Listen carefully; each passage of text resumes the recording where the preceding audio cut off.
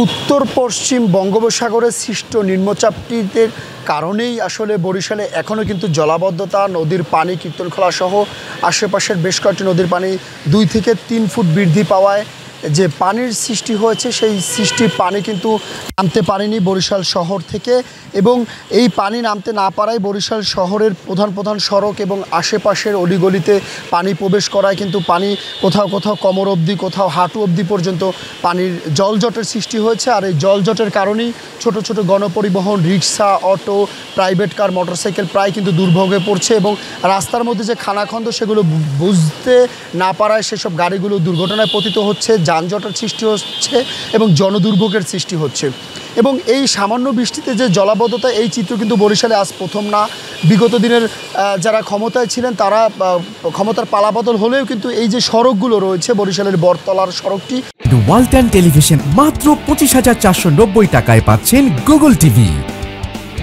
এটি কিন্তু কোনো পরিবর্তনই হয় না। মানুষ আসে, নেতাকর্মীরা আসে, আশ্বস্ত করে, কিন্তু এর কোনো আসলে বাস্তবায়নের বেলায় কিন্তু শূন্য। এই অঞ্চলবাসীর বারবার বলে যে আমরা আসলে সড়ক নিয়ে জনদুর্ভোগ। এখানে বিশাল ড্রেন ছিল, সেই ড্রেন কিন্তু আজ নেই।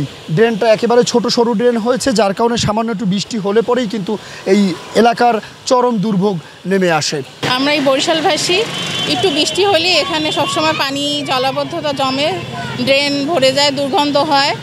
আর আমরা সিটি কর্পোরেশন থেকে লোক আসে, বারবার করে, কিন্তু কোনো পদক্ষেপ নেওয়া হয় না। একটু বৃষ্টি হলেই আমাদের ভোগান্তির সীমা নাই। আমরা এর থেকে পরিত্রাণ চাই। কেউ দেখার মতো কেউ নাই। পানি উঠে প্রত্যেক সিজনে বেরিয়ে যায়, প্রত্যেক সিজনে যে কোনো একটু বৃষ্টি অল্প হইলেই সব জলাবদ্ধতা হয়ে যায়, কিন্তু কেউ কেউ নাই।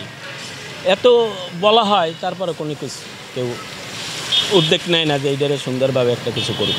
এই পানির এই যে জলবদ্ধতা, এটা এখন পর্যন্ত কোনো সংশোধন করা হয়নি, কিন্তু আমরা চাই ভবিষ্যতে সামনে যেন এই জিনিসটা প্রতিরোধ করে, যাতে মানুষের সুবিধা হয় এবং চলাফেরার জন্য দুর্ভোগের যে বর্তমানে যে দুর্ভোগটা চলতেছে এটা যেন না থাকে।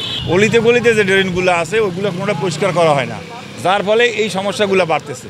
এবং রাস্তাঘাটের যে অবস্থা, পানি প্রায় হাঁটু কোমর পর্যন্ত পানি আছে রাস্তায়। এভাবে চলতে থাকলে তো আমাকে গাড়ি ঘোড়া চালাতে সমস্যা, পোলাপান স্কুলে যাইতে পারে না, কলেজে যাইতে পারে না, ভার্সিটিতে যাইতে পারে না, অফিস আদালতে যাওয়ার সমস্যা, বিভিন্ন সমস্যা, রুগী থাকলে আরও বেশি সমস্যা। আমাদের দাবি যত দ্রুত সম্ভব এই পানি নিষ্কাশনের ব্যবস্থা করতে হবে। এর পাশাপাশি আমরা কথা বলেছি আবহাওয়া অধিদপ্তরে, তারা বলছে যে আজ দিনব্যাপী কোথাও কোথাও হালকা বা কোথাও ভারী বৃষ্টি হতে পারে, এবং গত 24 ঘন্টায় 141 মিলিমিটার বৃষ্টিপাত কিন্তু তারা রেকর্ড দিয়েছে।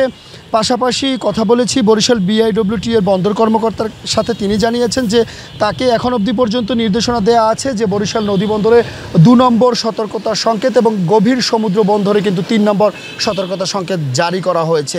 বরিশাল থেকে অভ্যন্তরীণ রুটের কোনো লঞ্চ, ছোট বড় যাত্রীবাহী লঞ্চ ছেড়ে যায়নি, বা রাতে ঢাকার লঞ্চ আজ ছেড়ে যাবে কি না সে বিষয়ে কিন্তু এখন পর্যন্ত কোনো সিদ্ধান্ত হয়নি।